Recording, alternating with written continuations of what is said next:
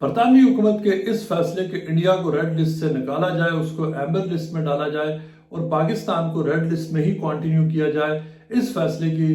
پورے پاکستان میں اس کی شدید مذمت ہو رہی ہے، اور اس کے ساتھ ساتھ پوری دنیا میں اس فیصلے کو بہت زیادہ ایک کنسرن اور پریشانی کے ساتھ دیکھا جا رہا ہے۔ اور اس حوالے سے پریشانی سے بھی زیادہ بہت زیادہ غصہ پایا جاتا ہے پاکستانیوں میں کہ آخر کیا وہ وجوہات تھی جن کی بنیاد پر برطانوی حکومت نے انڈیا کو تو ریڈ لسٹ سے نکال دیا لیکن پاکستان کو نہیں نکالا۔ اور جو ڈومیننٹ ویو آ رہا ہے وہ یہی ہے کہ برطانوی حکومت نے کلیئرلی اس میں ایک تو انڈیا کی جو پاور ہے اس سے متاثر ہو کر یہ فیصلہ کیا، اس میں جو سائنٹیفک ڈیٹا اور ایویڈنس ہے اس کو نہیں دیکھا، اور کلیئر کٹ جو ایک برطانوی حکومت کے اوپر جو ایک عام جو ایک پاکستانی ہے وہ جو برطانوی حکومت کے اوپر الزام لگا رہا ہے، اور ایون کہ برطانیہ کے اندر جو لوگ حیران ہیں اس بات پر کہ انڈیا کو تو نکالا گیا، اور اس سے بھی زیادہ کہ کیا پاکستان ریڈ لسٹ میں رہتا ہے، یعنی لوگوں کا اصل جو ایون جہاں پہ برطانیہ کے اندر کمیونٹیز ہیں جو لوگوں کا ان کا کنسرن یہ ہے کہ جہاں سے ڈیلٹا وائرس جہاں سے اوریجنیٹ کیا، جہاں سب سے زیادہ ملینز میں اس وقت کیسز ہیں، اس ملک کو تو ایمبر لسٹ میں ڈال دیا گیا، اور اس کو ڈالتے ہوئے لیکن دوسری طرف بہت سارے ممالک جن میں انڈیا کے کمپیریزن میں کیسز بہت کم ہے یا یوں کہا جا سکتا ہے کہ نہ ہونے کے برابر ہیں، ان کو اس لسٹ میں مینٹین رکھا گیا۔ اس فیصلے کی بہت زیادہ مذمت کی جا رہی ہے، مختلف ایم پیز نے اور مختلف گروپس نے برطانوی حکومت کو، ٹرانسپورٹ سیکرٹری گرینٹ شیپس کو لکھا ہے، جو مختلف ہوم سیکرٹری وزیر اعظم کو اس حوالے سے پروٹیسٹ لیٹرز لکھے جا رہے ہیں کہ اس کا بتایا جائے کہ ایسا کیوں ہے۔ لیکن بہت ہی انٹرسٹنگ بات اس میں یہ ہے کہ برطانوی حکومت نے یہ فیصلہ کرتے ہوئے کہ جس میں یونائٹڈ عرب امریٹس کے ممالک ہیں، ایسٹرن یورپ کے کچھ ممالک ہیں، دیگر ممالک ہیں، اور انڈیا ان میں سرفہرست ہے، اس کو جو نکالنے کا فیصلہ تھا، یہ بہت ہی انٹرسٹنگ بات ہے کہ رات کو تقریباً 10:15 بجے یہ فیصلہ کیا گیا، جب برطانوی حکومت کا اپنا اسٹیمیٹ یہ تھا کہ اس وقت یا تو لوگ سونے کی تیاری کر رہے ہوتے ہیں یا آلریڈی وہ ریٹائر ہو چکے ہوتے ہیں، اور صبح کو نیا نیوز سائیکل ہوتا ہے، لہذا یہ خبر اس میں کہیں دب جائے گی۔ لیکن جو ہی یہ خبر سامنے آئی اس میں پورے پاکستان سے اور پوری دنیا سے اس حوالے سے ایک آؤٹریج دیکھنے میں آیا، اور اس کی بہت کلیئر ریزنز ہیں، اور یہ ہے کہ اس میں پاکستان اس بات پر حیران ہے کہ برطانوی حکومت نے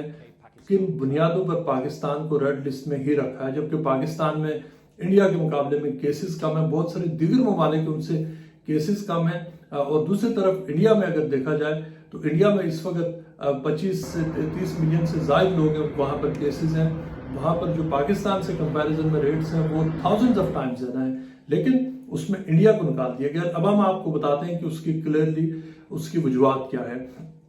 سب سے اس میں جو بڑی وجہ ہے اس میں یہ کہ پاکستان کی جو فارن پالیسی کی ناکامی ہے، جو پاکستان ہائی کمیشن کا کردار ہے، وہ اس کے اوپر بھی ہم بات کریں گے، لیکن اس سے پہلے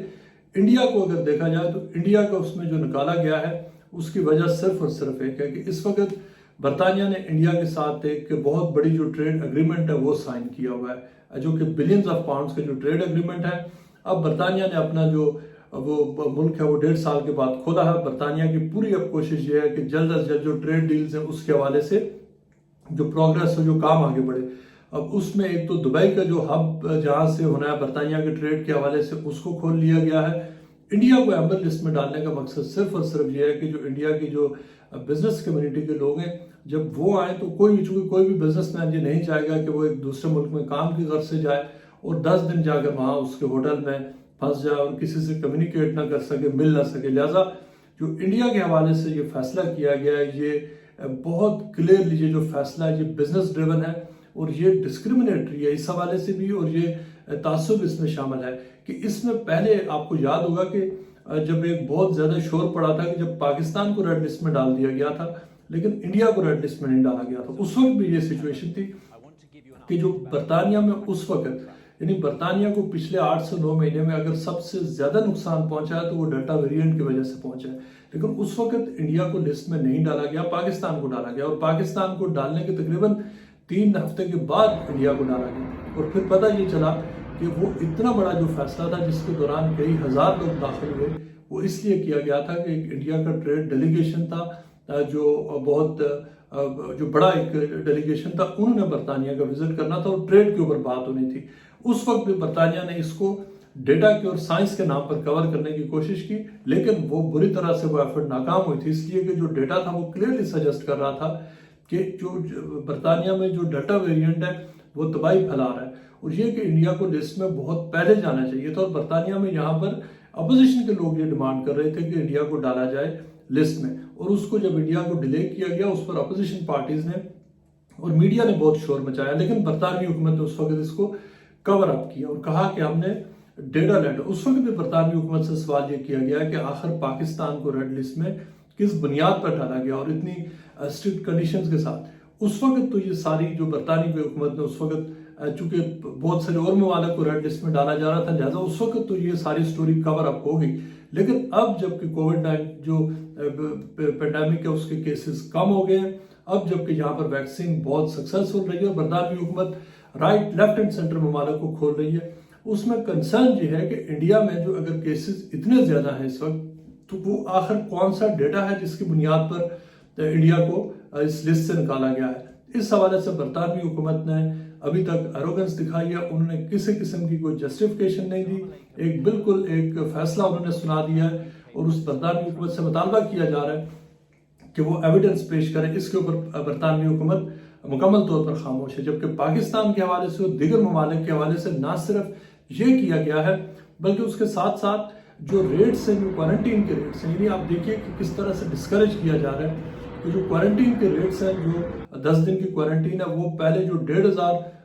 تقریباً جو 1600 پاؤنڈ جو اگر کسی ایک فرسٹ پرسن کو دینے تھے، وہ ریٹ سب بڑھا کر تقریباً وہ 2200 پاؤنڈ کر دیے گئے، اور جو سیکنڈ پرسن کے لیے جو 6 سے 700 تھے وہ ڈبل کر کے اب تقریباً 14 سے 1500 تک کر دیے گئے۔ یعنی